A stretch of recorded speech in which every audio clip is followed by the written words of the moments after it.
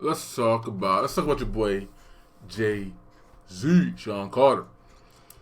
Um, so Jay's been getting out a lot of press lately due to his selling off the assets. He sold off some title, but he been did that last 2 3 years ago. He did that with Sprint.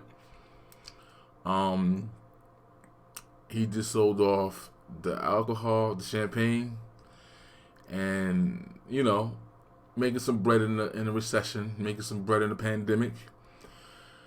And I see a lot of Jay Z digging, right? Now, Jay Z is a capitalist, and I've said that before. I did the video back in the day when he was trying to sell titles to Negroes, and he was invoking Mike Brown and this and that.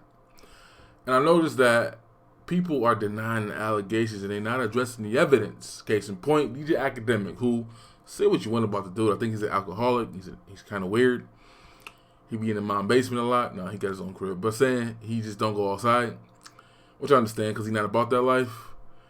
Say what you want about him, but I think he's one of the few people in hip hop news, great, full of antics and whatnot. But he can be less biased or not biased with these older artists. Like if you listen to all the other podcasts talking about this topic, it's mind-boggling at the dick eating. Joe Budden podcast, they did it. The little fake Joe Budden podcast with the horrible biracial. Joe Budden got a podcast of three chicks supposed to be about black women, and ain't no black people on that damn podcast. Two half breeds, and now they had a white boy Rory on there last week. But they talked about it too. They got rid of the actual black woman who was on the show. She was not ADOS, but she was black. But anyways, lots of dick eating about the conversation, and naysayers this, and you can't do that, and you can't do. Now, granted, I do understand that black folks, when it comes to these things, they get kind of confused. Like we saw what happened with the brother with Say Moisture, who was trying to build his brand bigger and go to the next level. And he recognized there's only so far you can go with just doing black business. So, and you're trying to compete on the global market, you gotta open up the market. You gotta, you gotta get new type of clientele. That's the whole situation with the commercial, with the redhead, which redhead women are not the standard of beauty in any society at all. So, it was strategic and smart on my part, but a lot of sisters got in their feelings and whatnot, and they felt like they had to get rid of the Shea Moisture that had been serving them for 25, 30 years, doing good, donating to stuff and whatnot. That brother ended up, selling the company eventually and buying Essence, and then I think he just sold that too. He's done with you niggas. But I get it. You saw what happened with Dapper Dan when he go on the Breakfast Club and he break it down. Like everything that Kanye said in the Sway interview, he confirmed in a better, more eloquent way. But like, yo, you Negroes is not enough for me to do business. I want to be global. I want to be international. I'm not trying to just be targeted audience to you Negroes. Got all that. So the argument thrown at Jay-Z is not that he's a capitalist and a businessman, right? He's not a businessman. He's a businessman. Everybody kept saying that dumb shit when he did the thing with Kaepernick and the NFL. The problem is that what Akademiks pointed out is Jay-Z keep using lyrics and promoting this nonsense of black business and black owned, which is somewhat true, but he just uses you Negroes to get into the door, to make it hot, make it pop, and then he lets the white people take over.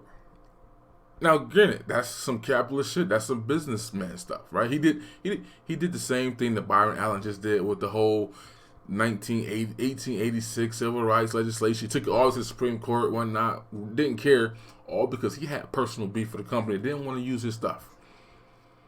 But he tag teamed the whole damn black community and playing on the heartstrings of you niggas, and you fell for it. Now, I'm not on some Antonio Moore, Yvette Cornell, who always, counting other people's money even though they don't have any apparently, and trying to sit this whole concept of a decadent veil and that celebrities are not rich. And I'm like, most black people don't have those aspirations. Most black people are content where they are at. Some would say that's a problem, but Negroes ain't all trying to be billionaires. People are happy with their lot in life for the most part. That's most Americans in general, let alone black folks, right? They just trying to do the best to get by and leave their kids a little something. But every time there's a deal or there's a story about black wealth and this and that, and they're just sitting there counting with their calculators, counting other people's money that they ain't got, I'm not on that. That's not the point of this conversation. The point of the conversation is, how come y'all not addressing what Akademiks actually said? He said he uses you Negroes, the emotional, he didn't say that, this is my part.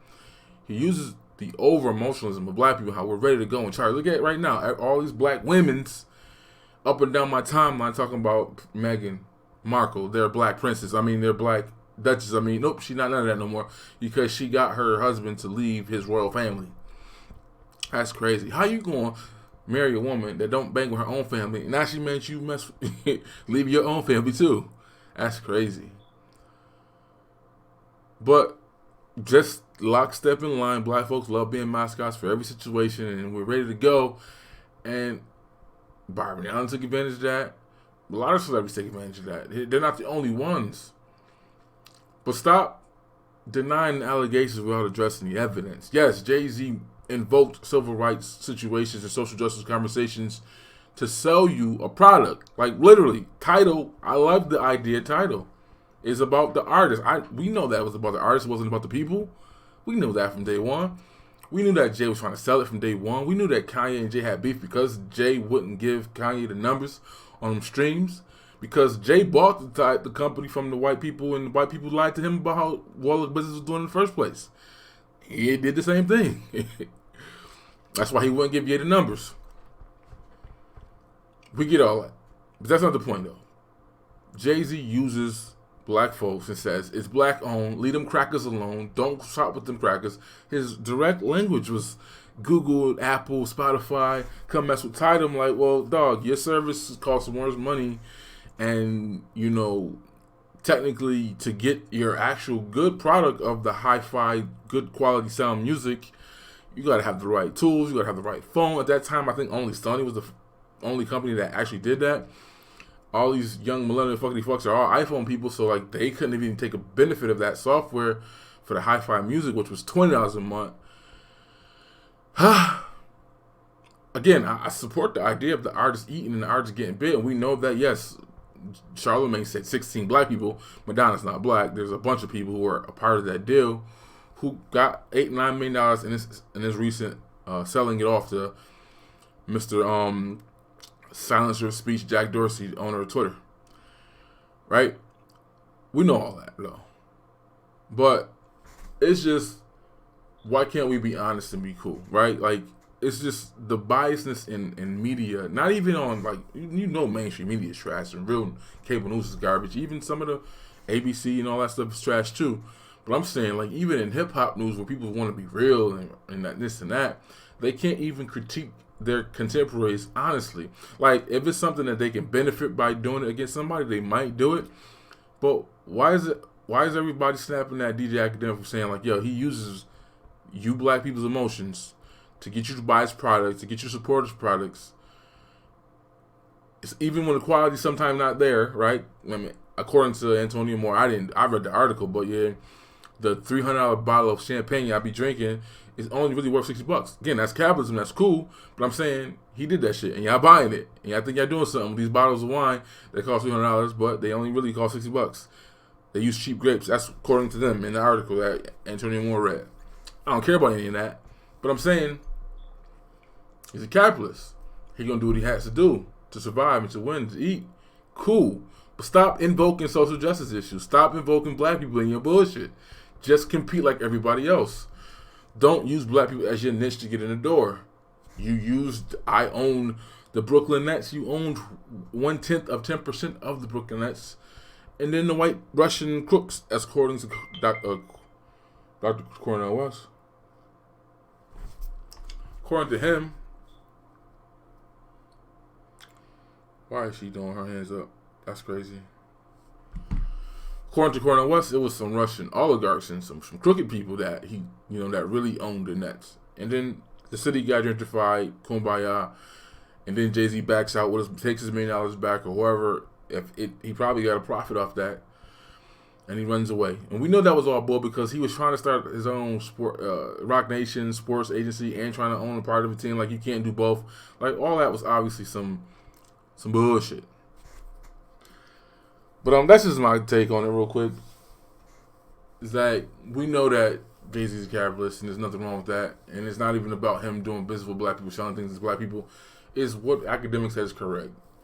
You do the bait and switch. You use black people, you play with their emotions, you get them riled up. I'm going to go run over here and support this company because it's black owned. And then you look at them, the boards, and you go look at like I did to the brother from Shea Moisture. Y'all start clipping and pasting all the employees and who worked there and who in this position, who in that position. Y'all don't do that to Jay. Jay-Z showed you a room full of white people. They wasn't even white Americans. It was a New Zealand company, but it's black owned. Yeah, you ain't hiring no Negroes to come in there and do management positions or anything. God damn, not even the cleaners. Come on. Jay been doing that for a minute.